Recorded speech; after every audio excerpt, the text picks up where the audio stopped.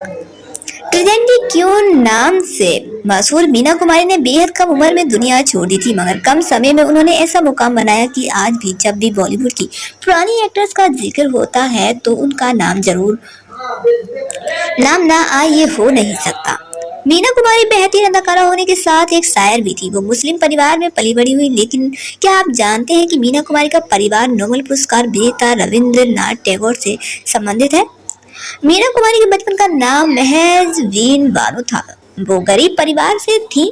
माँ की बीमारी और पिता के लाचारी ने पैदा होते ही उन्हें अनाथ आलय पहुंचा दिया था।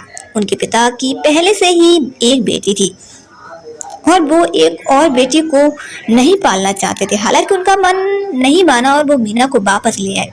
मीना कुमारी 4 साल की उम्र से ही अपने परिवार का पेट पालने के लिए फिल्मों में काम करने लगी थी। मीना कुमारी के पिता हारमोनियम वादक और संगीत शिक्षक थे। उनका नाम था मास्टर अली बख्श, जो फारसी थिएटर में काम करते थे, और मीना की माँ इकबाल बेगम थिएटर में ही एक्टर और डांसर थी। दोनों ने प्यार किया और शादी कर ली। मीना कुमारी की नानी हेमसुंदरी टैगोर की शादी जद्दू नंदन टैगोर से साल 1840 में हुई थी। वे रविंद्रनाथ टैगोर के चचेरे भाई थे। शादी के कुछ सालों बाद ही हेमसुंदरी के पति का देहांत हो गया। उस वक्त विधवाओं की स्थिति अच्छी नहीं हुआ करती थी। उन्हें सफेद साड़ी पहनकर जमीन में सोना होता था, मगर हेमसुंदरी समय से आगे की सोच रखती थी। वो उस घर से चली गई और मेरठ जाकर नर्स का काम करने लगी। वहीं उनकी मुलाकात कवि मुंशी प्यारे लाल शाकिर से हुई। शादी के बाद हेमसुंदरी ने ईसाई धर्म अपना लिया और उनकी बेटी के रूप में प्रभावती का जन्म हुआ। प्रभावती कोई और नहीं बल्कि मीना कुमारी की मां थी। मीना के पिता अली बख्श से शादी करने के लिए मीना की मां ने मुस्लिम धर्म अपनाया और प्रभावती से बन गई इकबाल बानो।